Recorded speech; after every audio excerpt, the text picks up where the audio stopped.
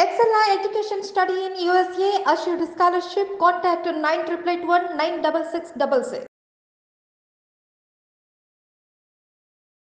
నమస్కారం ఐడ్రీమ్ ప్రేక్షకులకు స్వాగతం. ఇవాళ మనతో పాటు ఉన్నారు గీతావధాన కళావనిధి ఎడ్లపల్లి మోహన్ రావు గారు. వారితో మాట్లాడి మరిన్ని విషయాలు తెలుసుకుందాం. నమస్కారం అండి. నమస్కారం. 3500కు పైగా కార్యక్రమాలు నిర్వహించారు. చాలామంది జీవితాల్లో మార్పు తీసుకురావాలి అని మీరు చేసిన ప్రయత్నం అందరికీ కూడా చేరిందండి. అసలు ఈ కార్యక్రమం చేసినందుకు ముందుగా మీకు ప్రత్యేక ధన్యవాదాలు ఐడ్రీమ్ తరపున తెలియజేస్తూ మన కార్యక్రమాన్ని మొదలు పెడదామండి. చాలా సంతోషం నాకు కూడా. మోహన్ రావు గారు, మామూలుగా మీరు భగవద్గీతలో ఎక్కడైనా ఒక పదం చదివితే చాలండి, ఆ శ్లోకం చెప్పేస్తారు, ఏ అధ్యాయమో కూడా చెప్పేస్తారండి నెంబర్స్తో సహా. అవును, దాన్ని గీతావధానంలో ఒక పార్ట్ అన్నమాట ఇది. ఓకే.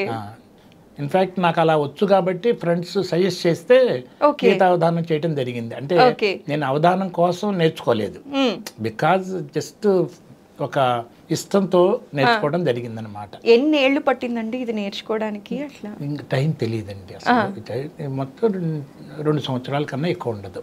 ఓకే. ఒక్కసారి మన కార్యక్రమం మొదలుపెట్టే కంటే ముందు నా దగ్గర భగవద్గీత ఉంది. అందులో ఇందాక మనం మాట్లాడినట్టుగా ఒక చిన్న పదం నేను చదువుతాను. ఆ శ్లోకం మొత్తం అది ఏ అధ్యాయంలో అనేది చెప్తారా అండి?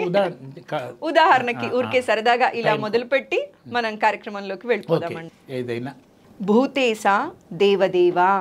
భూతేశ దేవదేవ. ఇంకొక వర్డ్ పక్క చదవండి. భూత భావన. భూతేశ దేవదేవ జగత్పతే. 15th శ్లోక 10th చాప్టర్. స్వయమేవ ఆత్మనా ఆత్మానం వేత్తత్వం పురుషోత్తమ భూతభావన భూతేశ దేవదేవ జగత్పతే. అంటే అవి అన్నీ భగవంతుడి నుంచి అర్జునుడు విన్న తర్వాత అర్జునుడికి ఒక విపరీతమైన ఆనందం కలిగి భగవంతుడిని పొగుడుతున్నాడు అనమాట. ఓకే. నువ్వు ఇన్ని రకాలుగా చెప్తుంటే నాకేం పూర్తిగా అర్థం కావట్లేదు, నీ గురించి నీకే తెలుసు, సకల ప్రాణాలకు ఆధారమైన వాడివి, సకల ప్రాణుల్ని శాసించేవాడివి అని ఎన్ని జగత్పతి అంటే జగత్తుకే అధిపతివి అని ఇన్ని రకాలు వచ్చిన ప్రతి పదంతో పొగుడుతున్నాడు. అది 15వ శ్లోకము. ఇది అర్జున వాచండి. ఓకే. అస్మి నక్షత్రాణం. అస్మి నక్షత్రాణం అంటే 21వ శ్లోకము. అవునా? ఆదిత్యానాం అహం విష్ణు జ్యోతిషాం రవిర్ అంశుమాన్ మరీచిర్ మరుతామస్మి నక్షత్రాణం అహం శశి. అంటే చల్లగా ఉంటుంది కాబట్టి చంద్రుడిని కూడా నక్షత్రంతోనే పోల్చుకున్నారు. ఎందుకంటే మన దృష్టి అట్లా ఉంటుంది కాబట్టి. అది 21వ శ్లోకము, సేమ్ 10వ అధ్యాయము. అంటే విభూతి యోగం అంటారు. అంటే భగవంతుడు అన్నింటిలో ఉన్నాడు కాబట్టి, భగవంతుడు లేని చోటే లేదు కాబట్టి. అంతకుముందు భగవంతుడు అర్జునుడికి చెప్పినా కూడా అనేక సందర్భాల్లో 7వ అధ్యాయంలో చెప్పాడు, 9వ అధ్యాయంలో చెప్పాడు, అయినా కూడా మళ్ళీ 10వ అధ్యాయంలో కూడా చెప్పాడు. అంత చెప్పినా ఈయనకేమో ఇంకా చెప్పు అంటే ఇక సరేలే నీ కోసం చెప్తాను, ఇక మళ్ళీ అడగకుండా నేను లేనంటూ లేనే లేదు, అయినా నీ దృష్టిలో ఏదైతే ఇంపార్టెంటో అలాంటి ఎగ్జాంపుల్స్ కొన్ని చెప్తాను. అంటే నా దృష్టిలో ఇంపార్టెంట్ కాదు, నా దృష్టిలో అన్నీ సమానమే. నువ్వు కొన్నిటిని ఎక్కువ కొన్ని తక్కువ అంటావు కాబట్టి నీ దృష్టిలో ఏదైతే ఇంపార్టెంటో అది అందులో ఏదైతే కొంత ఉదాహరణ చెప్తాను అని. అసలు ఈ చెప్పబోయే ముందు 20 శ్లోకాల్లో వరుసగా ఒక్కొక్క శ్లోకంలో 4 పేరు చెప్పి, అంటే 20 × 4 80. ఇది హిమాలయస్ అంటారు, సింహం అంటారు, ఏనుగు అంటాడు, అన్నిట్లో నేను ఉన్నానని చెప్పుకుంటూ మళ్ళీ చెప్పు అన్నప్పుడు అసలు ఎవరు గమనించని మాట ఏంటంటే, భగవాన్ వాచలో అంటే మాటలో ఏముంటుందంటే హంత అంటాడండి 19వ శ్లోకంలో. ఇది అన్నీ చెప్పే ముందు హంత అంటే చంపుతున్నావురా నాయనా అని. అంటే భగవంతుడే అంత శక్తి గలవాడు, ఓపిక గలవాడు, ఎంత వాళ్ళవాడు, అన్నీ చెప్పడానికి సిద్ధమైన వాడు, ఆయనకే విసుగు కలిగించేటట్టుగా ఇంకా చెప్పు అని అంటే, సరే చెప్తానులే, ఏం చేస్తాను, మళ్ళీ ఇంకోసారి నువ్వు నన్ను అడగకుండా ఉండేటట్టు చెప్తానని చెబుతూ ఇలాంటి అన్నింటిలో నేను ఇందులో ఉన్నాను అందులో ఉన్నాను అని చెప్పటం అట్లా చెప్పుకుంటే వెళ్ళిపోయాడు అనమాట. ఇది విభూతి యోగం. అంటే మత్త పరతరం నా అన్యత్కించి దస్తి ధనంజయ, నాకంటే వేరైంది కానీ శ్రేష్టమైంది కానీ సృష్టిలో లేనేదే లేదు. మై సర్వమిదం ప్రోతం సూత్రే మణిగణాయవ. ఒక దండలో దారం లేని ఆ మణి కానీ పువ్వు కానీ ఉండదు కదా, అలానే నేను లేకుండా ఈ సృష్టిలో ఏది లేదు. సూది మనం మోపితే అక్కడ కూడా ఆ డాట్ స్థానంలో కూడా నేనున్నాను. ఇప్పుడు మన కళ్ళు ఉన్నాయి, కళ్ళ బయట ఉన్నాను, కళ్ళ లోపల ఉన్నాను, కంట్లోనూ ఉన్నాను. అంతటా నేను లేనిదంటూ లేనే లేదు అని 20వ శ్లోకంలోనే అహం పరమాత్మ గుడాకేశ సర్వభూతాశయ స్థిత అహం ఆదిత్య మధ్యం చ భూతానాం అంత ఏవచ. నేను అందరికి ఆధారంగా ఉన్న పరమాత్మని, సకల ప్రాణుల పుట్టుకలోను మధ్యలోను చివరిలో ఉన్నవాడిని, అనికి నేను లేనిది ఎక్కడ అని ఇక అలానే చివరిలో అంటాడు. యచ్చాపి సర్వభూతానాం బీజం తదహమర్జున నదస్తి వినాయస్యాత్ మయాభూతం చరాచరం.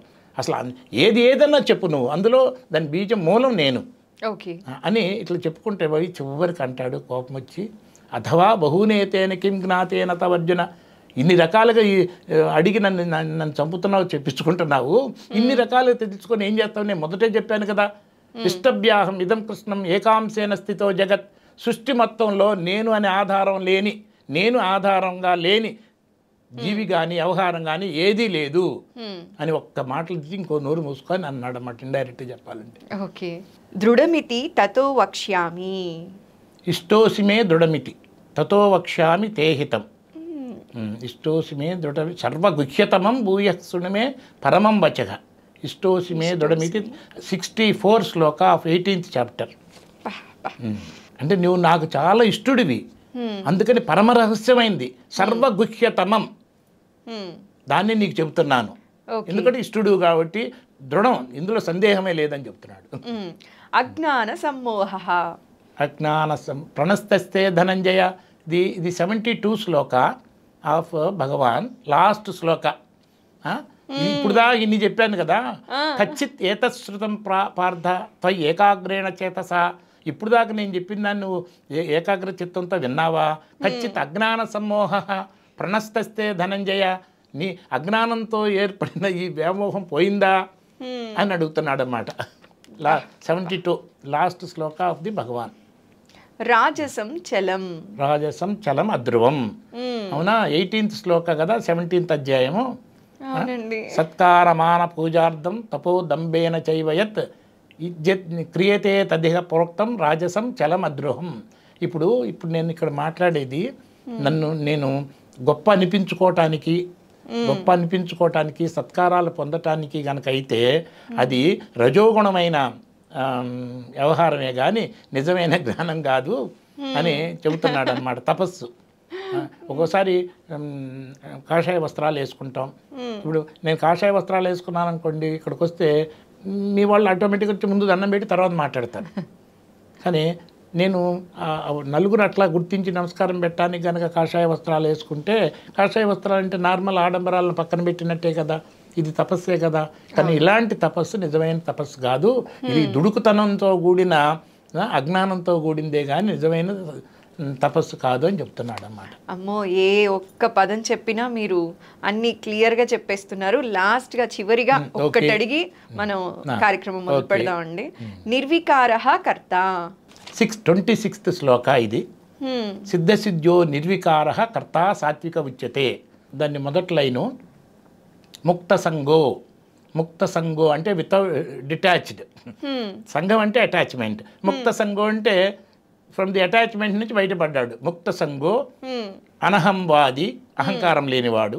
ముక్త సంగో అనహంవాది ధృత్యుత్సాహ సమన్విత సిద్ధ్యసిద్ధ్యో నిర్వికారః కర్త సాత్విక ఉచ్యతే. అంటే అటాచ్మెంట్ లేకుండా ఫ్రీగా స్వేచ్ఛను అనుభవిస్తూ ఏది తను చేసే అయినా కాకపోయినా ఏది షేక్ అవ్వకుండా, అంటే లోపల ఉద్వేగానికి గురి అవటం కానీ డిప్రెషన్ కానీ గురి అవటం కానీ లేకుండా, నిర్వికారః అంటే చలించకుండా, కరెక్ట్గా చలించకుండా. అది అయితే నేను ఎక్కువ ఎగిరెగిరి పట్టడం కానీ కాకపోతే డౌన్ అయిపోవటం కానీ లేకుండా చలించకుండా స్థిరంగా అయినా కాకపోయినా ఉండి పనిచేసే కర్తని సాత్విక కర్త అంటారు. అంటే సాత్విక జ్ఞానంలో ఉన్న కర్త అంటారు అని చెప్తున్నారు అన్నమాట. అద్భుతం అండి.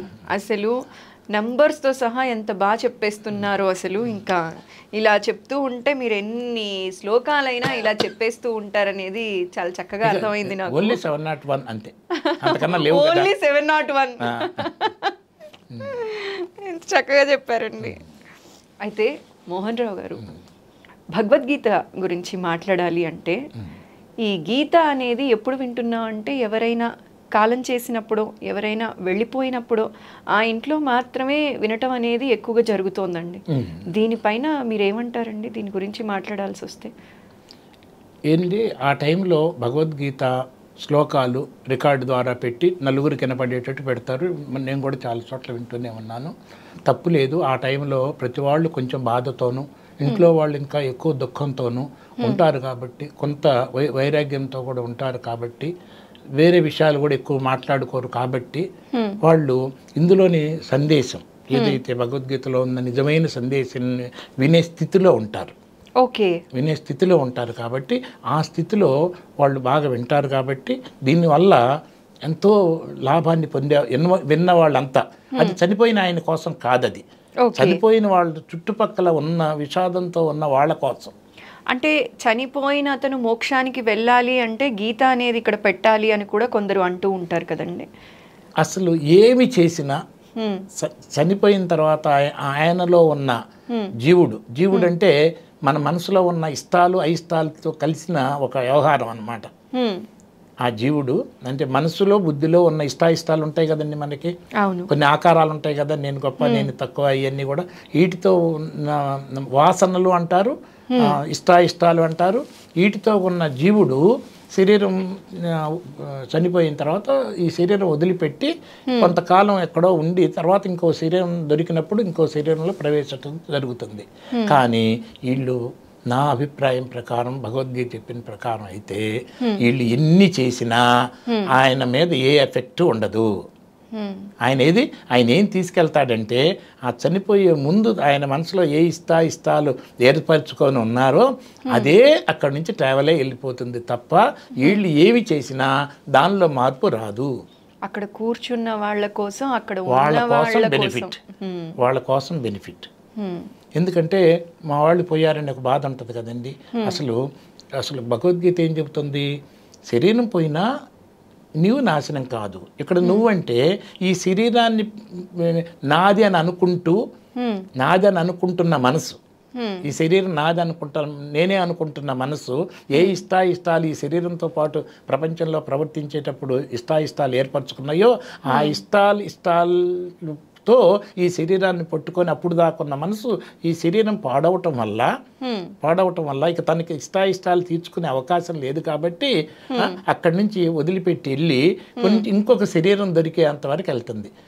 ఇష్టాలు పూర్తిగా లేవు అనుకోండి, అప్పుడు ఇంకో శరీరం అవసరం లేదు. పరమాత్మ అంటే సృష్టి మొత్తం వ్యాపించిన పరమాత్మలో లీనమైపోతుంది. ఎలాంటి బాధలు, భయాలు, ఆందోళనలు ఏమీ ఉండవు అన్నమాట.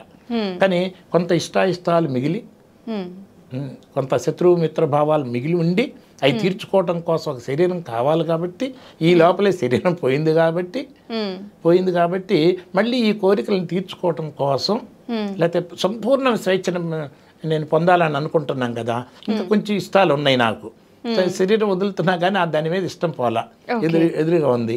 మరి శరీరం పోయిన తర్వాత దాన్ని ఎదురుగా చాక్లెట్ పెట్టినా తినలేను కదా నేను ఇప్పుడు. కాబట్టి మళ్ళీ చాక్లెట్ తినాలని కోరికుంటే ఆ చాక్లెట్ తినటం కోసం ఇంకో శరీరం కావాలి. సో ఈ శరీరం పనిచేయట్లేదు కాబట్టి ఈ శరీరం నుంచి వదిలిపెట్టి ఎప్పుడు మళ్ళీ ఇంకో శరీరం దొరికితే రెడీగా ఎవరి శరీరం ఇస్తారు? ఇంకో తల్లిలో గర్భంలో ఉన్న ఆ శిశువులోనే అప్పుడు దూరిపోతే ఇంకక్కడ కాంపిటీషన్ ఉండదు. అక్కడి నుంచి కొంచెం మళ్ళీ వచ్చి అదే ఇష్టాలతో, ఎక్కడ ఏ ఇష్టాలతో శరీరం వదిలిపెట్టాడో ఆ ఇష్టాలతోనే స్టార్టింగ్లోనే ఉంటాడు. కాబట్టి బిగినింగ్లో బయటపడదు. ఇప్పుడు ఎవరి మీద బాగా కోపం ఉందనుకోండి, గందరగోళం చేయాలని మెంటాలిటీలో రౌద్రంగా ఉన్నాడనుకోండి, ఆ రౌద్ర భావాలు తీవ్రంగా ఉన్నాయనుకోండి, ద్వేషం అనేది ఉంటే ఈ శరీరం వదిలిపెట్టిన తర్వాత పిల్లలు నెక్స్ట్ దానిలో వెళ్తారు కదా, ఆ రౌద్రము ఇది రాక్షసులాగా ప్రవర్తించటం ఇవన్నీ ఉంటాయి అనుకున్నారా? ఉండవు. ఏముంటుందంటే చిన్నపిల్లలు దేవుళ్ళలాగా అంటారు కదా మనం, కానీ ఆ దేవుడు ఎలాంటి వాడంటే ఉమ్మెత్తు పువ్వు అంటారు చూసారా, ఉమ్మెత్తు పువ్వు మొదట్లో ఉంటే బాల్ లాగా ఉంటుంది, ముళ్ళలాగా ఉంటాయి. మొదట్లో చిన్నగా ఉన్నప్పుడు ఇట్లా అనుకుంటే చాలా హ్యాపీగా ఉంటుంది. అదే పెద్ద అయిన తర్వాత ఇట్లా అనుకుంటే గుచ్చుకుంటాయి. అంటే అతనిలో ఆ రాగద్వేషాలు ఉన్నాయి, రాక్షస గుణాలు కూడా ఉన్నాయి, దైవ గుణాలు కూడా కొన్ని రాక్షస గుణాలు ఉన్నాయి. అవి ఇంకా బలపడలేదు కాబట్టి అందుకని మనకి చిన్నపిల్లలు దేవుళ్ళతో సమానం అంటారు. కానీ పెద్ద అయిన తర్వాత ఎలాంటి గుణాలు అతనిలో బలం పొందుకుంటున్నాయో, దేంతో అతను ప్రవర్తించబోతున్నాడో అది బిగినింగ్లోనే ఉంటుంది. 27వ అధ్యాయం 27వ శ్లోకంలో ఇచ్ఛాద్వేష సముద్రేన ద్వంద్వమోహేన భారత సర్వభూతాని సమ్మోహం సర్గే అంతి పరంతప. శరీరం వదిలేటప్పుడు ఎలాంటి ఇష్టాయిష్టాలు ఉంటాయో అదే ఇష్టాయిష్టాలతో ప్రతి వాళ్ళు పుట్టుకతోనే లైక్స్ అండ్ డిస్లైక్స్ అన్ని తేడాలతో ఉంటాడు. కానీ అన్నిటిని సమానంగా చూసే స్థితి వేరే భగవద్గీత ఏమో అన్నిటిని సమానంగా చూడమని చెబుతుంది. కానీ అది పర్ఫెక్షన్ పొందలేనప్పుడు సంగతి అన్నమాట. ఇది పర్ఫెక్షన్ పొందినప్పుడు ఇష్టాయిష్టాలు అన్నిటినీ అతీతంగా తయారైనప్పుడు ఇక వేరే శరీరం అవసరం లేదు, మళ్ళీ ఇంకో జన్మ అంటూ ఉండదు. దాన్నే మోక్షం అంటారు, జన్మరాహిత్యం అంటారు. అది అల్టిమేట్గా ప్రతి ఒక్కళ్ళు కోరుకునేది. ఓకే, అయితే ఇప్పుడు అంతిమయాత్రకి వెళ్ళే సమయంలో కూడా ఈ గీత అనేది పెట్టుకొని వెళ్తూ ఉన్నారండి. అది కరెక్ట్ అని కొందరు వాదిస్తూ ఉంటే కాదని ఇంకొందరు వాదిస్తూ ఉన్నారు. దారిలో పెట్టడం అనేది అంత కరెక్ట్ కాదని నా అభిప్రాయం కూడా. ఎందుకంటే ఇంట్లో ఉన్నప్పుడు ఎక్కువ మంది కూర్చుంటారు, వింటా ఉంటారు కదా. దారిలో అది ప్రయాణం చేసేటప్పుడు మాత్రం ఆ వెహికల్లో లిమిటెడ్ పీపుల్ ఉంటారు, వాళ్ళు లిమిటెడ్గా ఉంటారు. తర్వాత చుట్టుపక్కల వెళ్ళే వాళ్ళేమో అది మెంటల్గా వాళ్ళు విషాదంలో ఉండరు కదా, వాళ్ళు మెంటల్గా రెడీగా ఉండరు కదా. రెడీగా లేనప్పుడు వినిపిస్తే ఎట్లా ఉంటుంది, ఎవరికైనా అంత నచ్చదు. తర్వాత ఇంకొకటి మీరు అడగకుండా ఉన్నా నాకు పర్సనల్గా అనిపించింది ఏంటంటే, శరీరాన్ని తీసుకెళ్ళేటప్పుడు పూలు పోస్తూ ఉంటారు, అందులో మోసుకెళ్ళేటప్పుడు ఆ పూలు ఇస్తే ఆ పూలు ఇటు నుంచి అటు అటు నుంచి ఇటు దారి మీద పడతా ఉంటాయి అన్నమాట. మీరు రెస్పెక్ట్తో చేస్తున్నారేమో, పాపం ఆ శవంలో ఉన్న ఆయనకి ఏమీ తెలియదు, ఆయనకి ఏ గౌరవం లేదు, అగౌరవం లేదు. కానీ అవి రోడ్డు మీద పడ్డప్పుడు వేరే వాళ్ళు అయిన శవం మీద నుంచి పడుతున్నాయి కదా, వేరే వాళ్ళు దాన్ని అంత ఆహ్లాదంగా స్వీకరించరు. వాళ్ళకి కొంచెం చిరాకు కలిగించిన వాళ్ళం అవుతాం కాబట్టి రోడ్డు మీద పడేటట్టు అలాంటివి వేయటం అనేది కరెక్ట్ కాదని. అంతిమయాత్రకు తీసుకు వెళ్ళేటప్పుడు పూలు చల్లటం అనేది రోడ్డు మీద పడకుండా మీరు విడిగా దండలు వేసుకోండి, ఏమన్నా చేసుకోండి, కానీ రోడ్డు మీద దానికి సంబంధించిన ఇవి పడేటట్టు చేయకుండా ఉంటే ఉత్తమం అనేది. ఇది నేను చెప్పే పని కాదండి, ఇది కామన్ సెన్స్తో ప్రతి ఒక్కళ్ళకి తెలుస్తుంది. ఇంకా మీరు కూడా అనొచ్చు, ఉదాహరణకి కొంతమందిని పూడుస్తున్నాను, కొంతమందిని దహనం చేస్తున్నారు కదా అని. ఏది కరెక్ట్ అని నన్ను అడిగారు అనుకోండి, నేను కామన్ సెన్స్తో మీరే ఆలోచించండి అని చెప్తాను. ఎందుకంటే ఇప్పుడు మన వాళ్ళు ఎవరన్నా చనిపోయినప్పుడు అందులో లోపల పెడితే పూడ్చారనుకోండి, 1 month తర్వాత కూడా ఆ శవం దాదాపు అట్లా ఉంటుంది, కొంత స్పాడ్ అయి ఉంటుంది దీనివల్ల. అది మనం ఇమాజిన్ చేయగలం, అక్కడ అది ఉంది ఇది ఉందని. మరి మన వాళ్ళది కొంత సెంటిమెంట్ అటాచ్మెంట్ ఉంటే కొన్ని పురుగులు ఇట్లా తీసి అట్లా చేస్తే ఆ స్థితిలో మనం లిటిల్ బిట్ ఇమాజిన్ చేయగలం. కానీ ఆ స్థితిలో ఉండటం మన వాళ్ళు ఇష్టం ఉండదు కదా, శరీరం అయినా సరే. శవము ఈ ఇబ్బంది లేకపోయినా పడేసినా కానీ లేపి దిండు నెమ్మదిగా పెడతాం, అవర్ రెస్పెక్ట్ అన్నమాట. ఆయనకేం ఇబ్బంది ఉండదు, మన రెస్పెక్ట్. అలానే పూడ్చినా కూడా ఆయనకేం ఇబ్బంది ఉండదు. కానీ మన మనసు ఏమనిపిస్తుంది, అదే అగ్నికి ఇది చేసామనుకోండి, గాలి అందులో నీరు ఆవిరిగా మారిపోతుంది, ఏది దానిలో ఏమీ మిగలదు. ఆయన ఉన్నాడు, పలానా చోట ఉన్నాడు, ఇబ్బంది పడుతున్నాడనే పొరపాటుని సెంటిమెంట్ కూడా ఉండవు. ఇది ఇప్పుడు మతాలు ఇదని మా పద్ధతి అని ఇరుక్కుపోయిన వాళ్ళకి మనం చెప్పలేం. కానీ కొంచెం ఇట్లా ఆలోచించి చూస్తే ఎవరికి హృదయానికి తెలుస్తుంది సైంటిఫికల్గా. ఇంతెందుకంటే అసలు ఇప్పుడు నాన్ వెజిటేరియన్ ఇది కాంటెస్ట్ కాకపోయినా తర్వాత చెప్పుకుందాం. కానీ నాన్ వెజిటేరియన్ కొంతమంది మీరు తినొద్దు, ఇది బ్యాడ్ అని టక్మని చెప్పేస్తారు రెస్పెక్ట్ లేకుండా. కానీ మరి ఎదుటి వాళ్ళు తినండి, తక్కువ తింటా అని అంటారు, కానీ మానేస్తారా? పైపెచ్చు అలా మా క్రూడ్గా చెప్తే వాళ్ళ కోపం కూడా వస్తుంది.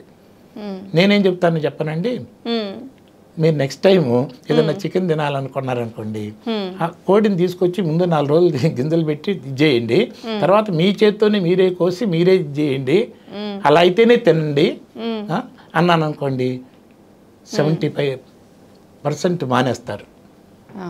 ఎందుకంటే స్పందన వచ్చేస్తుంది. హ్మ్. అవునా? మనకి ఎక్కడ కొంచెం కట్ అయితే ఇంత నొప్పి వస్తుంటే బాగా అంతే. అది నార్మల్గా అంటే ఎవరో ఏదో చేస్తున్నారు, మనం ఏ స్థితిలో వస్తుందో మనం గుర్తించట్లేదు కాబట్టి, అవేర్నెస్ లేదు కాబట్టి, తెలివి లేదు కాబట్టి ఏం చేస్తున్నామో మనకే తెలియకుండా ఉంది. సో ఇది చెప్పే విధానంలో ఉంటుంది అన్నమాట ఇవన్నీ కూడా. అసలు ఇవన్నీ భగవద్గీత అంటే ఏంటంటే అసలు నీకు మరణమే లేదని చెప్పేది భగవద్గీత మెసేజ్. మరి మరణమే లేదన్నప్పుడు వాళ్ళ ఇంట్లో వాళ్ళు కూడా బాధపడుతుంటే చనిపోయాడని, అసలు శరీరం ఉన్నంత వరకే ఇబ్బందులు కూడా ఉంటాయి నిజంగా చెప్పాలంటే. శరీరం పోయినా తను ఉంటాడు, మళ్ళీ ఇంకో శరీరం తీసుకున్న దాకా అతనికి శరీరానికి సంబంధించిన బాధలు కానీ, భయాలు కానీ, ఆందోళన కానీ ఏది ఉండదు. He's relieved of everything and he has not gone anywhere, he will be there అని అన్నప్పుడు ఆ ఇంట్లో వాళ్ళకి ఏముంది, ఆయన ఉన్నాడు, ప్రస్తుతం అయితే ఏ ప్రాబ్లం లేకుండా డీప్ స్లీప్లో ఉంటే ఎట్లా ఉంటాడో అలా ఉంటాడు అని తెలిసినప్పుడు ఎంతో రిలీఫ్ అవుతారు కదండి. అవును.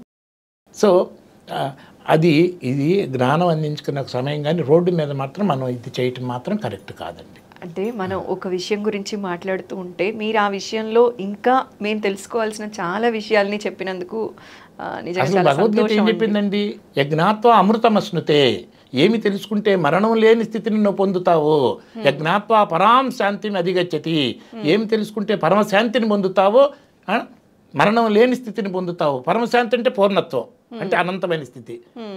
మరణం లేని స్థితి అంటే శాశ్వతత్వం. అంటే ఏం తెలుసుకుంటే శాశ్వతమైన పూర్ణత్వాన్ని నువ్వు అనుభవిస్తావో తత్ప్రవక్ష్యామి అని భగవద్గీత చెప్తుంటే ఇంకా మరణం ఎక్కడా? మరి ఆ టైంలో కొంచెం దాని మీద కాన్సన్ట్రేట్ చేసిన వాళ్ళు అందులో ఏ కొంచెం విన్నా సరే వీళ్ళందరూ కూడా ఎంత ధైర్యాన్ని పెంచుకుంటారు. వాళ్ళు నాకు మరణం లేదు, నేను తక్కువ లేదు అనే భావన కలిగినప్పుడు చాలా ధైర్యం వస్తుంది. మరి అది అంతటి విలువైన దాన్ని అప్పుడు కాస్త కోస్త వింటారు కదా, అప్పుడు అసలు వినిపించకూడదంటే చనిపోయిన వాళ్ళ దగ్గర. అయితే కాస్తో కూస్తో అప్పుడు వినేవాళ్ళు ఎందుకు నిజ జీవితంలో కానీ రెగ్యులర్ లైఫ్లో భగవద్గీత ఒక పాట ఎందుకు అవ్వలేకపోతుంది అని అంటారండి మీరు? ఎందుకంటే చాలా సున్నితం అండి భగవద్గీత, చాలా సున్నితం. ఇందాక ఒక మాట మీరు ఏదో శ్లోకం చదివినప్పుడు చెప్పాను, సర్వగుహ్యతమం. గుహ్యం, గుహ్యతరం, గుహ్యతమం, సర్వగుహ్యతమం అంటే అత్యంత రహస్యమైనది. రాజగుహ్యం, రాజగుహ్యం అంటే రహస్యాలన్నిటికన్నా కూడా రహస్యమనే కదా. అవును. ఇతితే జ్ఞానమాఖ్యాతం గుహ్యాద్ గుహ్యతరమయ్య, ఇప్పుడు దాకా నా చేత నీకు రహస్యాలన్నిటికన్నా రహస్యం చెప్పబడిందని ఇన్ని చోట్ల వాడతాడు. రహస్యం అంటాడు, సూక్ష్మం అంటాడు. ఇన్నుంటే ఇది చూడండి, ఒక డ్రింక్ తాగే అతను విస్కీలు కానీ ఇది కానీ సిగరెట్లు, నేను ఎడిక్ట్ అయ్యాను అని తెలుసు అతనికి, మానాలని కూడా అనుకుంటాడు, కానీ మానలేకపోతున్నాడు. అవును, ఎందుకంటే బలహీనత, మనసు లాగుతూ ఉంటుంది చూసినప్పుడల్లా అది. అయితే మనం భగవద్గీతలో ఏ జ్ఞానం మనకి అత్యంత ముఖ్యమో ఆ జ్ఞానం మన లోపల కూడా ఉంది, నిద్రపోతుంది ఆ జ్ఞానం. వివేకానందుడు ఉన్నాడు అనుకోండి, ఏమన్నాడు, all power is with you అన్నాడు. All power is with you అంటే భగవంతుడే నీలో ఉన్నాడనే కదా ఒక్క మాటలో చెప్పాలంటే. అనంతమైన శక్తి నీలో ఉందన్నప్పుడు భగవంతుడే నీలో ఉన్నాడు అంటే నువ్వే భగవంతుడే కదా. దానికి తెలియజేసే జ్ఞానం ఏమవుతుందో లేదు. అందుకని ఏమన్నాడు, లెండి అన్నాడు, లేచాను. వివేకానందుడు లేకుంటే లేచాను, లేచిన తర్వాత ఏంటి అంటే చూస్తాను ఏం చెప్తాడని, మేలుకో అన్నాడు. లేచిన తర్వాత మేలుకో అంటే నేను ఆలోచిస్తుంటాను. అంటే ఎన్ని వందల సార్లు నరుడే నారాయణుడు. నారాయణుడు అంటే నాశనం లేనివాడండి, వేరే నారాయణుడు కాదు. నరుడే నారాయణుడు అంటే నాశనం లేనివాడు, మానవుడే మాధవుడు అంటే ప్రకృతిని జయించిన వాడని. అంటే ఇంత వ్యవహారం ఉంటే మరి అదే మాట కదా వివేకానందుడు చెప్పిన అనంతమైన శక్తి నీలో ఉందని. మరి అనంతమైన శక్తి నీలో ఉందంటే ఇంత శక్తి కోసం అంటే మీరు డిగ్రీ పాస్ అవడానికి ఎన్నిసార్లు టెన్షన్ పడి చదివారు, ఎన్ని క్లాసులు, ఎన్ని రోజులు, అవునా, సంవత్సరాలు ఎంత టెన్షన్ పడి చివరికి ఏముంది ఉద్యోగం వచ్చి మళ్ళీ ఉద్యోగం రాకపోతే టెన్షన్ పడటం, ఉద్యోగం వస్తే బాస్ ఏదన్నంటే బాధపడటం. ఎంత శక్తిని పొందారు, ఇంత శక్తిని పొందారు. అవునా, ఇంత శక్తి కోసం ఇన్ని సంవత్సరాలు కష్టపడిన మీరు అనంతమైన శక్తి నీలోనే ఉందని అడిగితే అందులో మహనీయులు చెప్పిన ఈ మాటకి మరి అనంతమైన శక్తి నాలో ఉంటే నాకు ఎందుకు తెలియట్లేదు, అనంతమైన శక్తి అంటే ఏంటి అని ఎప్పుడన్నా ఆలోచించాడా? ఆలోచించి ఉంటే ఎవరో ఒకళ్ళని అడుగుతాడు కదా కనీసం. అవునా, అది జరుగుతున్నదా అంటే నిద్రపోతున్నాం, మన తెలివిని నిద్రపోతున్నాం. సో ఈ అంతర్గతంగా నిద్రపోతున్న మన జ్ఞానాన్ని మేల్కొల్పడమే Bhagavad Gita. God graciously given gift is intelligence. అంటే చాలా ఉదారంగా మనందరికి ఇచ్చింది జ్ఞానం అయితే ఆ నిద్రపోతున్న జ్ఞానాన్ని మేలుకొల్పేదే భగవద్గీత. ఓకే. శక్తి మనలోనే ఉంది. శక్తి అంటే భగవంతుడే మనలో ఉన్నాడు. ఎందుకంటే 7వ అధ్యాయం 18వ శ్లోకంలో స్పష్టంగా చెప్పాడు. ఇంకొకటి మీకు చెప్పాలి, భగవద్గీతలో ఎక్కడ కూడా కృష్ణుడు చెప్పాడు అనే మాట ఉండదండి. Know where. ఏ భగవద్గీతన్నా తీసుకోండి. ధృతరాష్ట్ర వాచ శ్లోకం నంబర్ 1, శ్లోకం నంబర్ 2 సంజయ్ వాచ, తర్వాత శ్లోకం నంబర్ 21లో అర్జున వాచ, తర్వాత మొదటి అధ్యాయంలో కృష్ణుడు వాచ అని లేదు, భగవంతుడు చెప్పాడనే మాట కూడా ఎక్కడ మొదటి అధ్యాయంలో లేదు. 2వ అధ్యాయంలో మళ్ళీ స్టార్ట్ అవుద్ది సంజయ్ వాచ, ఫస్ట్ శ్లోకం. 2వ శ్లోకంలో అప్పుడు ఎవరు, మీ కృష్ణుడా భగవంతుడా? కృష్ణుడు చెప్పాడని లేనే లేదు. శ్రీ భగవాను వాచ అనే 2వ అధ్యాయం 2వ శ్లోకంలో స్టార్ట్ అవుతుంది. మరి కృష్ణుడు అర్జునుడికి చెప్పిన సందేశం అని ఇలాంటివన్నీ ఎలా వచ్చాయండి? ఎలా వచ్చాయంటే చూడండి, ఇందాక చూశారు, ఏ పదం అడిగినా కూడా శ్లోకం చెప్పగలుగుతున్నాను. ఇది ఇప్పుడు అన్నీ చెప్తున్నాను, అర్థాలు చెప్తున్నాను, తాత్పర్యం చెప్తున్నాను, స్పష్టంగా చెప్తున్నాను కదా, నా నుంచే వస్తున్నాయి కదా అన్న, అవును వస్తున్నాయి కదా. ఇది నా సందేశం అంటే ఎంత అహంకారం. కరెక్టేనా? ఇందులో నాకు సంస్కృతం రాదు, ఆ శ్లోకాలు రావు, ఆ శ్లోకాలు రచించింది నేను కాదు, ఆ మెసేజీ నాది కాదు. అవునా? కానీ ఎక్కడి నుంచి వింటున్నారు? మొత్తం చెప్పమన్నా కూడా చెప్తాను, కానీ ఎక్కడి నుంచి వస్తుంది? ఈ శరీరం నుంచే వస్తుంది. కానీ ఆ శరీరం ఆ మెసేజీ అంటే ఈ శరీరం నుంచి ఆ మాటలు వస్తున్నా కూడా అది ఎవరి మాటలు అంటే భగవంతుడి మాటలు. అట్లానే కృష్ణుడు తను తాను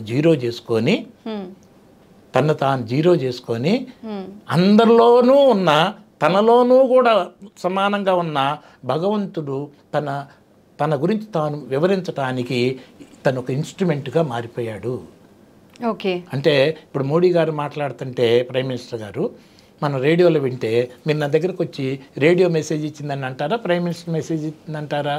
ప్రైమ్ మినిస్టర్ అంతే కదా. కానీ మీరు విన్నది ఎక్కడ? రేడియో దగ్గరే కదా.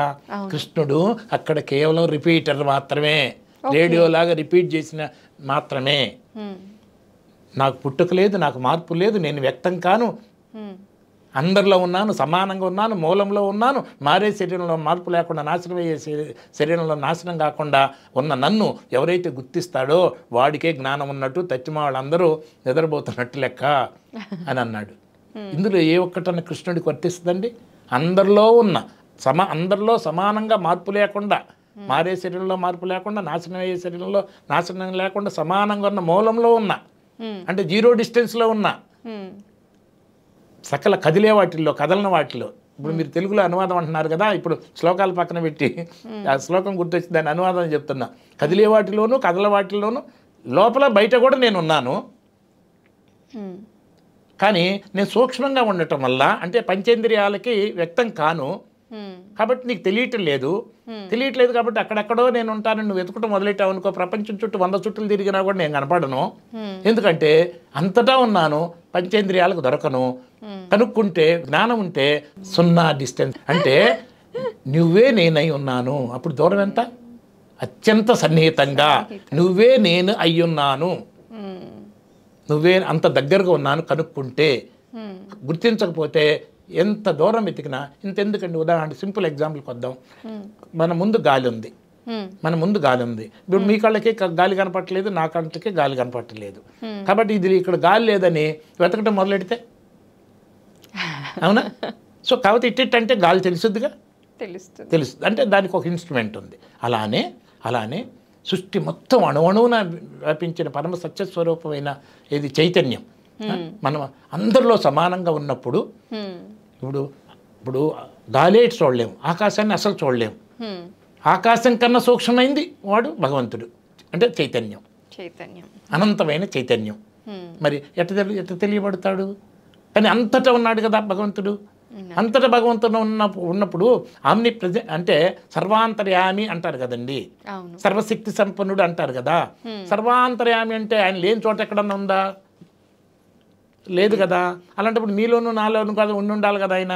మీలోనూ నాలుగోళ్ళు ఉంటే మనలాగా పుట్టి పెరిగి మార్పు చెంది నాశనం అయ్యేవాడు కాదు కదా ఆయన. పుట్టుకలేని, మార్పు లేని, నాశనం లేనివాడు కదా. అంటే సత్యం కదా. సో మార్పు లేని సత్యమే భగవంతుడైనప్పుడు మనలో ఏదైతే మార్పు లేకుండా ఉంటుందో అదే సత్యము, అదే భగవంతుడు కదా. మరి ఎంతకండి మీలో ఏది మార్పు చెందకుండా ఉంటుందో అది జీరో ఏది అత్యంత సమీపంగా ఉన్నాను, నన్ను ఎక్కడికి వెళ్ళే పని లేదు అని చెబుతున్నాడు ఒక పక్కన. మరి మనలో మార్పులు ఏంటేంటి? మనలో మార్పులు ఏంటంటే ఇప్పుడు భగవద్గీత పూర్తిగా అందరికి అవగాహన కాకపోవడానికి కారణం ఏంటంటే ఇది కనీసం మన అజ్ఞానంతో నా జుట్టు తక్కువ అయితే నేను తక్కువ అయితే బాధపడుతుంటే ఇది తక్కువ కదా, అజ్ఞానం కదా. అదే కనుక కరెక్ట్ అయితే మీ పొట్ట కన్నా నా పొట్ట బాగా ఎక్కువ ఉంది, నా పొట్ట ఎక్కువ కాబట్టి నేను ఎక్కువ అవ్వాలి. ఇప్పుడు జోకుల్లాగా మాట్లాడినా నా జుట్టు తక్కువ అయితే నేను తక్కువ అని ఫీల్ అయ్యేది ఎంత అసత్యమో, నా పొట్ట ఎక్కువ అయితే నేను ఎక్కువ అయ్యాననేది కూడా అంత అసత్యమే. నా చదువు తక్కువ అయితే నేను తక్కువ అయ్యాననేది ఎంత సత్యమో, నా ఆస్తి ఎక్కువ అయితే నేను ఎక్కువ అయ్యాననేది కూడా అంత అసత్యమే. ఎందుకంటే ఇవన్నీ ఎన్నో ఉన్నాయి, నావి 100 ఉన్నాయి, కానీ నేననేది ఎన్ని ఉన్నాయి? ఒకటే కదా. 4 సబ్జెక్టులో మార్కులు తక్కువ అయితే 4 తక్కువ నేనులు, 4 సబ్జెక్టుల మార్కులు అయితే 4 ఎక్కువ నేను లేవుగా. నలుగురు చీ అంటే 4 తక్కువ నేళ్ళు, నలుగురు పొగిడితే 4 ఎక్కువ లేవుగా. ఇక్కడ తమ్ముడని, అన్నని, టీచర్ అని, యాంకర్ అని ఇన్ని రకాల ఇవన్నీ ఐడెంటిటీ తెచ్చిపెట్టుకున్నాయే కానీ అవన్నీ నేనుకు సంబంధించింది కాదు కదా. నేను మనం పెట్టుకున్న నంబర్లు అంతే కదా, గుర్తులు, రకరకాల గుర్తులు, కానీ అసలు నేను ఒకటే కదా. మరి ఆ నేను మరి మన శరీరం మారుతుంది, అవునా? మారుతుంది కదా. ఇంద్రియాలు కూడా ఒకప్పుడు చూసినంత కళ్ళు ఇప్పుడు బాగా చూడలేవు, వినికిడి కూడా మారుతూ ఉంటుంది. తర్వాత మనసు మారదా? మనసు ఎప్పుడు చంచలమైందే కదా మనసు. ఇప్పుడు మనం ఏదైనా మాట్లాడుకున్నంటే ఇప్పుడు కదా మనసు బాగాలేదంటాం కదా. ఈసారికి దానికన్నా ఇప్పుడు కళ్ళు ఉన్నాయి, కళ్ళుతో చూస్తున్నాను, మనసు ఎక్కడ లేకపోతే కళ్ళు చూడలేవు కదా. కానీ దీన్ని చూడాలా, దాన్ని చూడాలా, ఇది మాట్లాడాలా, అది మాట్లాడాలి నిర్ణయించేది బుద్ధి కదా. సో శరీరం కన్నా ఇంద్రియాలు గొప్పవైతే, ఇంద్రియాల కన్నా మనసు గొప్పదైతే, ఎందుకంటే మనసు లేకపోతే కళ్ళు చూడలేవు, వినలేవు. మరి ఏది చూడాలి, ఏది వినాలి, ఏది మాట్లాడాలి నిర్దేశించే బుద్ధి దీనికన్నా గొప్పది కదా. సో మరి ఆ బుద్ధి మారట్లేదంటే మారట్లేదా? బుద్ధి లేక పని చేశాను ఇప్పుడు బుద్ధి వచ్చిందని ప్రతి వాళ్ళు సొంత పక్కాళ్ళకి చెప్పరు మళ్ళీ ఈ సంగతి. బుద్ధి లేక పని చేశాను ఇప్పుడు బుద్ధి వచ్చిందని ప్రతి వాళ్ళు తనకు తాను చెప్పుకునేది కదా. సో ఈ మనసు కన్నా గొప్పదై మనసునే నిర్దేశించే బుద్ధి దీనికన్నా గొప్పదైనప్పటికీ బుద్ధి లేని బుద్ధి. అవును, బుద్ధి లేక పని చేశాను ఇప్పుడు బుద్ధి వచ్చింది. మరి ఇన్ని మారుతున్నా నా శరీరము, నా కళ్ళు, నా మనసు, నా బుద్ధి అని చెప్పటానికి నేననేది ఒకటి ఉండాలి కదా. ఎన్ని మారుతున్నాయి కదా. మారేది ఏది సత్యాలు కాదు కదా. ఎవ్రీథింగ్ ఈ చేంజింగ్, అవునా? డ్రెస్సులు చేంజ్ అవుతున్నాయి, ఇష్టాలు చేంజ్ అవుతున్నాయి, ఫ్రెండ్స్ చేంజ్ అవుతున్నాయి, ఎవ్రీథింగ్ మనసులో ఉన్నది, బుద్ధిలో ఉన్నది, ఎవ్రీథింగ్ చేంజ్ అవుతుంటే మరి ఇవన్నీ నాది నా బుద్ధి అని చెప్పడానికి నేను అనేది ఒక ఆధారం ఉండాలి కదా. సో మరి ఆ నేను అనేది ఎప్పుడన్నా మారిందా? చిన్నప్పటి నుంచి ఇన్ని మారినా, చిన్నప్పుడు ఫోటో చూపిస్తాను 1 సంవత్సరం లోపల ఫోటో మీదే, అది చూపిస్తే ఆ నేను వేరు ఈ నేను వేరు అంటారా? అది నేనే. ఆ నేను వేరు ఈ నేనే, ఆ నేను వేరు ఈ నేను వేరు అనరు కదా. అప్పుడు ఎత్తు వేరు, ఇప్పుడు ఎత్తు వేరు, అప్పుడు లావు వేరు, ఇప్పుడు లావు వేరు, అప్పుడు జ్ఞానం వేరు, ఇప్పుడు జ్ఞానం వేరు, అప్పుడు ఫ్రెండ్స్ వేరు, అప్పుడు ఇష్టాలు వేరు, ఇప్పుడు ఇష్టాలు, ఎవ్రీథింగ్ అది చేంజ్. కానీ ఆ నేనే ఈ నేను అంటారు తప్ప ఆ నేను వేరు ఈ నేను వేరు అని ఎవరు అనుభవం లేదు కదా. మళ్ళీ 5 years ఫోటో చూపించాను అనుకోండి, ఆ నేనే ఈ నేను అంటే నేను అనేది ఒక్కటే, అది ఒక్కటే మార్పు లేకుండా ఉంది. మరి ఇప్పుడు ఈ శరీరంలో నేను అని అంటున్నా, అది ఎప్పుడు మారలేదు కదా. సో మార్పు లేని దాన్ని సత్యం అంటారు, కానీ మారే నావి అనేక ఉన్నాయి, ఏది సత్యాలు కాదు కదా. సో నావి అనేది ఏది సత్యాలు కాదు, నావి అనేది ఏది సత్యాలు కాదు, అన్నీ మారుతూనే ఉన్నాయి. నేను అనేది ఎప్పుడు మార్పు లేకుండా తెలుస్తూనే ఉంది. మరి నేను అనేది ఎంత దూరంలో ఉంది? నేనుకి 0, నేను ఇది 2 ఒకటైనప్పుడు దూరం అనే ఆలోచనే ఉండదు కదా. సో ఇంగ్లీష్లో 0 distance అంటాము తేలిగ్గా. అయితే మరి ఈ శరీరంలో ఈ మార్పు లేని నేను అనేది సత్యమైనప్పుడు మీ శరీరంలో కూడా ఈ నేను అనేది సత్యమే కదా. మరి ఈ నేనుకి ఆ నేనుకి తేడా ఉందా? ఆ నేను సత్యమే, మార్పు లేకుండా ఉంది. ఈ నేను సత్యమే, మార్పు లేకుండా ఉంది, అవునా? ఇప్పుడు మీ డ్రెస్కి నా డ్రెస్కి తేడా ఉంది, మీ మనసుకి నా మనసుకి తేడా ఉంది. ఐస్ క్రీమ్ తిన్నామంటే ఎస్ అంటారు, మరుక్షణంలో నేను బీరు తాగుదాం అంటాను, నమ్మో అంటాను, అవునా? అంటే అప్పుడప్పుడు మారే మనసులు అప్పుడప్పుడు కలవచ్చు, కానీ ఎప్పుడు కలవు. ఎంత ఇష్టపడి పెళ్లి చేసుకున్నా, ఎంత లవ్ మ్యారేజ్ చేసుకున్నా అడ్జస్ట్మెంట్ తప్పదు. ఎందుకంటే మా మనసులు ఎప్పుడు స్టేబుల్ కాదు కాబట్టి. ఇది కంపల్సరీ. సో మారే మనసులో తేడా ఉంది, మారే బుద్ధిలో తేడా ఉంది, మారే శరీరంలో తేడా ఉంది. కానీ వీటన్నిటికీ ఆధారంగా ఉన్న మార్పు లేని నేను అనేది ఇక్కడ ఒకటి అక్కడ ఒకటి తెలుస్తుంటే ఈ రెండు ఆ నేనుకి ఈ నేనుకి తేడా ఉందా? నేను అనేది ఈ నేను అనేది తేడా ఉందని చెప్పడానికి లేదు కదా. అవును. 0 వాట్ ఇక్కడ 0 వాట్ బల్బ్ ఉంది, అక్కడ 100 వాట్ బల్బ్ ఉంది. దాని వెనకున్న కరెంటు దీనికి వెనకున్న కరెంటు రెండు సమానమా ఎక్కువ తక్కువ? బల్బు ఇది 0 వాట్ తక్కువ వెలుగుతుంది, అది 100 వాట్ ఎక్కువ వెలుగుతుంది. సో దీని వెనక కరెంట్ ఉంది, దాని వెనక అదే వోల్టేజ్ అంటాం దాన్ని. ఇందులో 0 వాట్ బల్బుకి వెనక్కున్న కరెంట్ తక్కువ, 100 వాట్ బల్బుకి ఉన్న కరెంట్ ఎక్కువ అని అంటారు ఎవరన్నా? అట్లా మీరు అన్నారంటే దీన్ని తీసుకెళ్ళి అక్కడ పెడతాను, దాన్ని తీసుకెళ్ళి ఇక్కడ పెడతాను, మళ్ళీ ఇది బాగా వెలుగుద్ది, అది తక్కువ వెలుగుద్ది. కరెక్టేనా? వెలగటం అనేది బల్బులో ఉంది కానీ కరెంట్ ఎప్పుడన్నా వెలుగుద్దా? తిరగటం అనేది ఫ్యాన్లో ఉంటుంది కానీ కరెంటు తిరుగుద్దా? ఈ లక్షణాలు ఏది కూడా కరెంటుకి లేవు. ఎక్కువ తక్కువ అనేది కూడా కరెంటుకి లేవు. కరెంటు వ్యక్తం కాదు, అన్నిట్లో ఉంది, సమానంగా ఉంది. మరి నేను అనేది కూడా ఇక్కడ నేనుకి అక్కడ నేనుకి రెండు మార్పులు లేవు. లక్షణాలన్నీ మనసులో బుద్ధిలో ఉన్నాయి కానీ నేను అనే దానిలో ఏ లక్షణము లేదు, ఎక్కువ తక్కువ అనేది లేదు. మరి అందరిలో ఉన్నది ఒకే నేను కదా, అవునా?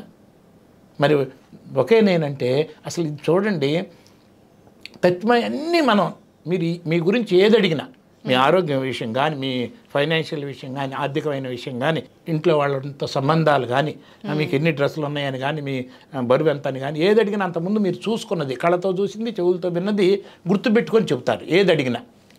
కరెక్టేనా? ఆఖరికి మీ పళ్ళు ఎన్ని ఉన్నాయో మీ నోట్లో ఇప్పుడు మీకు తెలియదు, అంతకుముందు మీరు చూసి గుర్తుపెట్టుకుని ఉంటే తప్ప. కరెక్టేనా? అన్నీ అది కళ్ళతో చూసి లేకపోతే దీంతో చూసి, డాక్టర్ చూసి లేకపోతే మీకు చెబితేనో మనకి ఎన్ని పళ్ళు ఉన్నాయో చెప్పగలం కానీ కరెక్ట్గా చెప్పలేం. సో అన్నీ కూడా మన పంచేంద్రియాల ద్వారా తెచ్చుకున్న సమాచారం లోపల పెట్టుకొని మరి ఎవరిని అడిగినప్పుడు ఆ లోపల ఉన్న సమాచారాన్ని తీసుకొచ్చి మనం చెబుతున్నాం. కానీ పంచేంద్రియాల ద్వారా గ్రహించకుండా ఉన్న ఏది కూడా మనం చెప్పలేం. కరెక్టేనా? ఇంతవరకు కరెక్టేనా? అన్నీ వచ్చాయే పోయాయి, అది కూడా ఎప్పుడు గుర్తుండవు. అది ఆ లోపల ఉన్నాయి కూడా ఎప్పుడు గుర్తుండవు కదా. ఇది గుర్తుంటే అది గుర్తుండదు, అది గుర్తుంటే ఇది గుర్తుండదు. అవును, ఈ ఆలోచన చేస్తుంటే ఆలోచన మిస్ అవుతుంది. అయితే ఇన్ని ఉన్నా ఇప్పుడు మీకు నాకు మధ్య ఒక స్క్రీన్ కట్టారనుకోండి, మీరు సైలెంట్గా కూర్చున్నారు, నేను కూడా సైలెంట్గా కూర్చున్నా కళ్ళు మూసుకొని. కాకపోతే మీరు ఉన్నారో వెళ్ళిపోయారని అనుమానం వచ్చింది నాకు. వస్తే ఉన్నారా అని అడుగుతా, ఉన్నారని. ఎందుకంటే చూడట్లేదు కదా నేను. ఎప్పుడు మీరు ఉన్నాను అంటారు, ఉన్నాను అంటారు. ఉన్నాను అని చెప్పినప్పుడు మీరు మీ కళ్ళతో చూసింది కానీ, చెవులతో విన్నది కానీ, రుచి చూసింది కానీ, వాసన చూసింది కానీ, చేతితో పట్టుకున్నది కానీ, మెత్తగుందా గట్టిగుందా అని ఈ సమాచారాన్ని తెచ్చుకున్నది గుర్తుపెట్టుకొని తీసుకొచ్చారా? వీటన్నిటితో సంబంధం లేకుండా ఉన్నానని మీకు తెలుస్తుందా? ఉన్నానని మీకు తెలుస్తుందా? తెలియట్లేదా? కళ్ళు అవసరంలా? నేను ఉన్నానని గుర్తించడానికి కళ్ళు అవసరమా? లేదు. ఇంక ఏదైనా గుర్తించాలన్నా కళ్ళు అవసరం. నేను ఉన్నాను, చెవులు అవసరం లేదు కదా. ఇప్పుడు ఎంతో కొంత అక్కడ సౌండ్ కొంచెం లైట్గా వినపడుతుంది, ఏసీ సౌండ్ ఏదో లైట్గా చెవుల వల్ల. కానీ ఈ చెవులు వద్దన్న ఆ సౌండ్ కొంచెం గ్రహించి చెబుతున్నాయి. కానీ నేను అనే దాన్ని ఈ సౌండ్ ఏమైనా గ్రహించి చెప్పగలదా? స్పర్శ చేసి చెప్పగలదా? అంటే పంచేంద్రియాలకి నేను అనేది తెలియకుండా, వ్యక్తం కాకుండా ఉండి పంచేంద్రియాలకి ఆధారంగా ఉన్నది. చూస్తూ ఉన్నాను అనేది ఉంది కదా, నేను అనేదే కదా ఉన్నాననేది. చూస్తూ ఉన్నాను, వింటూ ఉన్నాను, మాట్లాడుతూ ఉన్నాను, తింటూ ఉన్నాను. అంటే ఈ పంచేంద్రియాలు ఏది పనిచేయాలన్నా నేను అనే ఆధారం కావాలి. పంచేంద్రియాలకు తెలియకుండా పంచేంద్రియాలకు ఆధారంగా 24 గంటలు తనకు తానే తెలియబడుతూ లోపల నుంచి అందరిలో సమానంగా మూలంలో చూస్తూ ఉన్నాను, తింటూ ఉన్నాను అనేది, తింటూ అన్నీ మారుతున్నా ఉన్నాను అనేది ఏది మారలేదు. అంటే మూలంలో ఉన్నది, అవునా? అందరిలో మూలంలో ఉన్నది, అందరిలో సమానంగా ఉన్నది, మార్పు లేకుండా సత్యమే ఉన్నది. మరి మార్పు లేదు కాబట్టి సత్యం కదా. మరి దీని సైజ్ ఎంత? నేను అనే దాని సైజ్ ఎంత? 0 అంటారా? 0 ఉన్నది అసలు ఎప్పుడన్నా తెలియబడుతుందా? 0 ఉంటే ఏదన్నా తెలియబడుతుందా? అన్నిటికన్నా ముందు తెలియబడేది అదే కదా, అవునా? ఎప్పుడు ఉన్నదే ఉండేదే, అవునా? తత్మయన్నీ వచ్చినాయి పోయాయి. నేను అనేది ఉన్నది ఎప్పటి నుంచో ఉండేది, ఉన్నది ఉండేది తెలుస్తుంది కదా ఉన్నానని.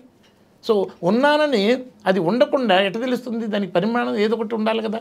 జీరో అంటే అనలేము కదా, చెప్పలేము అనొచ్చు, కానీ అది లేనిదైతే జీరో అనొచ్చు, అవునా? అయితే ఈ కన్ను ఇక్కడ ఉంది, దీని సైజ్ ఎంత, చెవు ఇక్కడ ఉంది, దీని సైజ్ ఎంత, నేను అనేది ఎక్కడుంది అంటున్నారు కదా. ఎవరు అంటే నేనే అంటున్నారు, తెలుస్తుంది మీకు. నేను అనేది ఎక్కడుంది, దాని సైజ్ ఎంత అంటే దానికి ఒక పరిమితి లేదు. మీ మనసు ఇప్పుడు నా ఎదురు కూర్చున్నా దేని మీదో ఆలోచిస్తున్నారనుకోండి, అప్పుడు ఈ కళ్ళు నా వైపు చూస్తున్నా కూడా నేను మీకు కనపడను. ఇంత గట్టిగా మాట్లాడుతున్నా, మీ చెవుల్లో నా ధ్వని ఎంత గట్టిగా పడుతున్నా మీ చెవులు విని కూడా మీకు వినపడదు. అంటే మనసు లేకపోతే మీ కళ్ళు చూసి కూడా చూడలేవు, చెవులు విని కూడా వినలేవు, అవునా?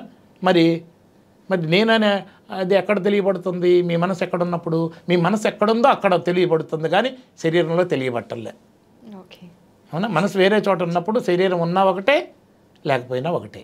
అంటే నేను అనే దానికి పరిమితి లేదు, మార్పు లేదు కాబట్టి సత్యం, పరిమితి లేదు కాబట్టి అనంతం. సో సత్యం అనంతమైంది, అందరిలో సమానంగా ఉన్నది. ఇదే భగవంతుడు, ఇది భగవద్గీతలో మనకు చెప్పిన విషయం మొత్తం. ఇంతటి జ్ఞానం నిలబెట్టుకుంటే, ఇలాంటి జ్ఞానాన్ని నిలబెట్టుకుంటే ఏమైపోతాననే భయం ఎక్కడ, తక్కువనే బాధ ఎక్కడ? బాధ లేదు, భయం లేనప్పుడు డివినిటీయే కదా, దైవత్వమే కదా పెరిగేది. దైవత్వం పెరిగినప్పుడు ప్రేమ పెరుగుతుంది కదా, ప్రేమ తృప్తితో ఉంటాడు, ప్రేమతో నలుగురికి ఉపయోగపడే పని చేస్తాడు. ఇది భగవద్గీత ఇంత శక్తినిచ్చేది, ఆ శక్తి జ్ఞాన రూపంలో ఉన్నది. అయితే భగవద్గీత ఇంత శక్తినిస్తుంది, ఇంత జ్ఞానాన్ని ఇస్తుంది అని మీరు చెప్పారు కదండి. చాలామంది పెద్దలు చాలా సంవత్సరాల నుంచి, చాలా ఏళ్ళ నుంచి చెప్తున్నప్పటికీ కూడా భగవద్గీత ఒక గ్రంథంగానే ఎందుకు మిగిలిపోతుంది? ఇది పిల్లలకి కానీ పెద్దవాళ్ళకి కానీ ఇందులోని ఆంతర్యాన్ని వంట పట్టేలా చేయాలి అంటే పెద్దవాళ్ళ కృషి ఎలా ఉండాలి, తల్లిదండ్రుల కృషి ఎలా ఉండాలని మీరు అంటారండి? ఇది మన మనసు డైరెక్ట్లీ దేనికితో కనెక్ట్ అయి ఉందంటే పంచేంద్రియాలతో కనెక్ట్ అయి ఉంది. పంచేంద్రియ అంటే కళ్ళు, చెవులు, వాసన, ముక్కు, రుచి, ఎన్ని, స్పర్శ. మరి ఈ పంచేంద్రియాలతోనే పూర్తి సంబంధంలో ఇరుక్కొని ఉన్న మనసు బయట విషయాలనే చూస్తుంది, కానీ తనకు ఆధారమైన తన మూలాన్నే తను తెలుసుకునే స్టేజ్ని మర్చిపోయింది. మర్చిపోయి వీటిలోనే ఆకర్షణ. ఈ శరీరం కూడా ఈ శరీరం ఇది ఉంది బాగుంది, ఆరోగ్యం బాగుందని, ఇది ఉంటే నేను ఉంటాను, ఇది లేకపోతే నేను లేను అని ఎడిక్ట్ అయిపోయింది. జన్మల నుంచి అడిక్ట్ అయిపోయింది. ఈ శరీరమే నేనని, ఈ శరీరం పోతే నేను పోతానని. ఎందుకంటే మనసు శరీరంతో ఇరుక్కుపోయింది, కానీ తనకు ఆధారమైన తనను నడిపించే మాస్టర్ అయిన బుద్ధిని మాట వింటలేదు సరిగా. ఆ బుద్ధి కూడా సరైన బుద్ధి లేదు. హెన్పెక్డ్ హస్బెండ్ లాగా, ఇది ఇంట్లో భర్త చెబుతున్న భార్య నథింగ్ డూయింగ్ అందనుకోండి, సరేలే అంటాడు. ఇది నిజమైన నిశ్చయంగా దృఢత్వం లేని హస్బెండ్ అయితే, అవునా? వివేకం అది కూడా దృఢంగా ఉండాలి. లేనివాడు ఏం చేస్తాడు? ఇంట్లో మాట ఇచ్చి వెళ్తాడు, తాగనని డ్రింక్ ప్రామిస్ చేసి వెళ్తాడు. ఒక షాప్ చూసేసరికి కొంచెం మనసు లాగుద్ది, అరే మాట ఇచ్చి వచ్చాను, ఇంకొంచెం వెళ్తాడు. ఇంకో మనసు లాగుద్ది, ఇంకొంచెం వెళ్తాడు. ఫ్రెండ్ కనపడి డైరెక్ట్గా తీసుకెళ్ళి కూర్చోబెట్టి ఎదురుగా పెట్టేసరికి అది మాటికి ఎదురుగా ఉంది కదా, ఈ ఒక్కసారి మనసు ఏమంటుంది, దాన్ని ఎదురుగుంటే ఈ ఒక్కసారి కదా, ఈ ఒక్కసారి అంటుంది. అప్పుడు దృఢత్వం లేని మనసు, వివేకంని దృఢంగా నిలబెట్టుకోలేని మనసు సరేలే అంటది. అంటే ఏమైంది? బుద్ధి మనసుకు లోబడిపోయింది. సో ఇది ఎందుకంటే నేను అనే దాన్ని మనం చూడలేదు, వ్యక్తం కాదు, వ్యక్తం కాని దాన్ని మర్చిపోయి ఏం చేస్తున్నామంటే నా నీడ, ఈ శరీరం యొక్క నీడ అక్కడ పడుతుంటే అదే నేను అనుకుంటున్నాం.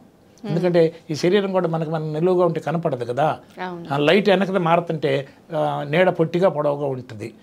నేను తక్కువ అయ్యాను, నేను ఎక్కువ అయ్యానని దాన్ని కాపాడుకునే లెవెల్లో మనం ఉన్నాం. అంటే ఈ శరీరాన్ని ఉంటే నేనుంటాను, ఈ శరీరం పోతే నేను పోతాను అనే అజ్ఞానంలో ఎంత ఇరుక్కుపోయామంటే, మనం ఎడిక్ట్ అయ్యామంటే, వ్యసనానికి గురయ్యామంటే, కనీసం నేను ఈ అజ్ఞానానికి వ్యసనానికి గురైపోయాను అనే సంగతి కూడా తెలియదు. ఒక నార్మల్ తాగుబోతుకి నేను వ్యసనానికి గురయ్యాను అని తెలుసు, కానీ నిలబెట్టుకోవట్లేకపోతున్నాడు. కానీ ఈ శరీరమే నేను, అది పోతే నేను పోతానని, మార్పే లేని నేనుని మర్చిపోయి, పరిమితే లేనిని మర్చిపోయి, శాశ్వతమైన పూర్ణత్వమే నా స్వరూపం అనే దాన్ని మర్చిపోయి, టోటల్గా ఈ మనసు పరిమితిని, మార్పుని మారి నాశనం అవుతుందని, లేని మరణాన్ని, లేని వెలితిని అనుభవిస్తూ, ఆ రెండిటి వెలితి పేరుతో ఉన్న మరణం పేరుతో భయం, నరకాన్ని అనుభవిస్తూ చస్తూ చస్తూ చస్తూ చివరికి శరీరం పోయిన తర్వాత ఏ బాధ లేకుండా ఉంటుంది. అంతటి అవకాశం ఉంటే అసలు నేను రాసిన పుస్తకంలో ఒకటి రాశాను, ఎవరితోన్నా పోల్చుకో ఫలాని వ్యక్తి కన్నా ప్రైమ్ మినిస్టర్తో పోల్చుకోండి, ప్రైమ్ మినిస్టర్ కన్నా నేను తక్కువ అని నిరూపిస్తే 10 లక్షల అవార్డు ఇస్తానని కవర్ పేజీ మీద రాశాను. ఎవరికంటే తక్కువ? ఎందుకంటే మీ జుట్టు ఎక్కువైనంత మాత్రాన మీలో నేను ఎక్కువ కాలేదు, నా జుట్టు తక్కువైనంత మాత్రం నాలో నేను తక్కువ కాలేదు. ఈ నేను సత్యమే, ఆ నేను సత్యమైనప్పుడు ఆ సత్యం కన్నా ఈ సత్యం తక్కువ ఎక్కువ ఎట్లా ఉంటుంది? మరీ క్లోజ్గా చూస్తే ఈ రెండు ఒకటే. ఇది ఈ అలలో ఉన్న నీరు, ఆ అలలో ఉన్న నీరు, చిన్న అలలో ఉన్న నీరు, పెద్ద అలలో ఉన్న నీరైతే ఒకటే కదా. నీరు తక్కువ ఎక్కువ అనేది లేదు కదా. అలలో ఉండొచ్చు, అల పుట్టింది పెరిగింది పోయింది, ఒకటి వెనక ఉంది, ఒకటి ముందు ఉంది, ఒకటి చిన్నది ఉంది, ఒకటి పెద్దది ఉంది. ఇవన్నీ ఈ మనసులో కల్పించుకున్న తేడాలే కానీ నేనులో ఉన్న తేడాలు కాదు కదా. అందరికి ఆధారంగా ఉన్నది ఒకటే నీరు కదా, ఒకటే సముద్రం కదా. ఇక్కడ ఇన్ని రకాల ఎలక్ట్రికల్ సామాను ఉంటే అన్నిటికీ ఆధారం ఒకటే కరెంటు కదా. అందులో కరెంట్లు ఎక్కువ తక్కువ లేదు కదా. మరి నేను అనేది కరెంటుతో సమానమా, మరి ఒక ఫ్యాన్తో సమానమా? అన్నిటికీ ఆధారమైన కరెంటే లాంటిదే కదా నేను అనేది. దాన్ని అంత ఎక్కడ గుర్తిస్తున్నాం? సో ఇంత సున్నితం కాబట్టి ఎంతో శిక్షణ ఉంటే తప్ప దీన్ని నిలబెట్టుకోవటమే, అర్థం చేసుకోవటమే కష్టం. అర్థం చేసుకున్న తర్వాత వ్యసనానికి నుంచి బయటపడటానికి నిరంతర సాధన. ఏం సాధన? నేను అక్షరము అంటే ఏదైతే సత్యమో అది నాశనం కాదు కదా. ఏదైతే సత్యమో అది నాశనం కాదు, మార్పు చెందదు, నాశనం కాదు. నాశనం కాని దాన్ని అక్షరము అంటారు. మరి ఈ సృష్టి మొత్తంలో అన్నీ మారాయి కదా, అన్నీ క్షరాలే కదా. నేను అనేది ఒక్కటే కదా అక్షరం. నేను అక్షరం అనే సంగతి మారే మనసులో, మారే బుద్ధిలో మాటి మాటికి గుర్తిస్తే అదే అక్షరాభ్యాసం. ఇప్పుడు మనం రాసిన అక్షరాలు ఉన్నాయి మీ దగ్గర, నా దగ్గర కూడా, అవి చించేస్తే పోతాయి. సంకేతాలు మాత్రమే అయ్యి. సూర్యుడే మారతాడు, కొన్ని కోట్ల సంవత్సరాల తర్వాత ఉండడు. సూర్యుడే ఉండేవాడు, శాశ్వతం కాదు. సూర్యుడి నుంచి వచ్చిన భూమి నుంచి వచ్చిన శరీరాలు ఇవన్నీ శాశ్వతం ఎట్లా అవుతాయి? ఏదైతే మార్పు లేని చైతన్యం ఉందో, పరిమితి లేని చైతన్యం ఉందో అదే శాశ్వతం, అదే అనంతం. మరి నేననే దానికి పరిమితి ఉందని చెప్పండి, నేననే దానికి మార్పు ఉందని చెప్పండి. ఈ రెండు. అందుకనే ఈ అజ్ఞానంలో ఉండే నేను కన్నా ఈ నేను తక్కువ అని ప్రూవ్ చేసిన వాళ్ళకి 10 లక్షలు ఇవ్వాడని, నిన్ను అవమానించిన వాళ్ళకి ఫలాని వాళ్ళు నా ప్రమేయం లేకుండా నన్ను అవమానించారు అని ప్రూవ్ చేసినా కూడా 10 లక్షలు ఇస్తానని రాశాను. నీలో బాధని, భయాన్ని కలిగించారు అని నువ్వు ప్రూవ్ చేసినా 10 లక్షల అవార్డు. ఎందుకు? అసలు బుద్ధి లేని దాని అనగానే అసలు నా పరువు పోతే నేను పోయినా అనుకొని, నా పరువు పోతే నేను పోయింది అనుకొని పిల్లలు వేరే కులం వాళ్ళు చేసుకుంటే, పరువు పోతే నేను పోయినా అనుకొని, అంటే నేనంటే పరువు గలవాడిని అని ఆ పిల్లలన్నా చంపుకుంటున్నారు, వాళ్ళు అన్నా చంపుకుంటున్నారు. ఇంత అజ్ఞానంతో అసలు పరువు అనే దానికి ఏమన్నా ఐడెంటిటీ ఉందా? ఆకారం ఉందా? ఇప్పుడు నేనైతే మార్పు లేని శాశ్వతమో అసలు ఇంతెందుకండి పరువు ప్రతిష్ట ఇన్ని అంటున్నాం కదా, అవునా? ఇది మన పిల్లలు వేరే వాళ్ళు చేసుకుంటే అసలు కులం అనేది ఎక్కడుంది? మీకు ఒక కులం ఉంటుంది కదా, స్ట్రైట్గా ఒకటి అడుగుతాను చెప్పండి, మీకున్న కులము సత్యమా నమ్మకమా? నమ్మకం. ఈ నమ్మకాన్నే పట్టుకొని అదే సత్యమని మీరు ఇరుక్కుపోతే మీరు మీ వేరే ఫ్రెండ్స్తో మీరు అంతకుముందు అన్న సఖ్యతగా ఉండగలరా? మీకు ఒక ఫ్రెండ్ ఉంది, రోజు కలుస్తున్నారు, ఆ కులం అంటే సంభవం మీకు పడదు, సంభవం అనుకోండి. కానీ మామూలుగా ఆ అమ్మాయి కులం నీకు తెలియదు, మీ కులం కూడా మీరు నార్మల్గా పట్టించుకోవాలి. కానీ సంపూర్ణమైన స్వేచ్ఛను కోరే ఈ మనసు మన పెద్దవాళ్ళు ఎవరో చెప్పటం వల్ల నమ్మి ఆ నమ్మకమైన కులాన్నే సత్యం అనుకొని అందులో ఇరుక్కుపోతే, ఇప్పుడు మీ ఫ్రెండ్ వేరే కులం అని తెలిసినప్పుడు అంతకుముందు మీకున్న సఖ్యత ఉంటుందా? ఉండదు. అంటే మనమే ప్రతి మనసు కోరుకున్నది సంపూర్ణమైన స్వేచ్ఛ. కానీ మనమే ఒక నమ్మకాన్ని పట్టుకొని సత్యమని, నేను అనేది ఒకటి సత్యం కానీ, అవునా? కులం అనేది సత్యం కానే కాదు, కేవలం నమ్మకం. ఆ నమ్మకమే సత్యం అంటే అసలు సత్యాన్ని మనం మర్చిపోతున్నాం. లేని మార్పులు, నేను పరువులు పోయితే నేను పోయినట్టే. అసలు నేనంటే నాశనం కానే కాదే, దానికి కూడా లేని మరణాన్ని ఊహించుకుంటున్నామే. అవమానించారని చెప్పేసి తక్కువ కులం వాళ్ళని చెప్పేసి మన అమ్మాయి వాళ్ళతో ఉందని చెప్పి పరువు పోయిందని నాది తక్కువ అయితే నేను తక్కువ అని మార్పే లేని నేను తక్కువ వద్దా ఎప్పుడన్నా? నేను తక్కువ అనేది ఏ ఒక్క మనసు భరించలేని పరమ అసత్యం. నేననేది అక్షరం. చాలా చక్కగా చెప్పారండి. ఇవాళ మీ విలువైన సమయాన్ని మా ప్రేక్షకుల కోసం కేటాయించి భగవద్గీత గురించి అందులోని సారాంశాన్ని గురించి చాలా సవివరంగా వివరించినందుకు స్పెషల్గా థ్యాంక్ యూ సో మచ్ అండి. ధన్యవాదాలు.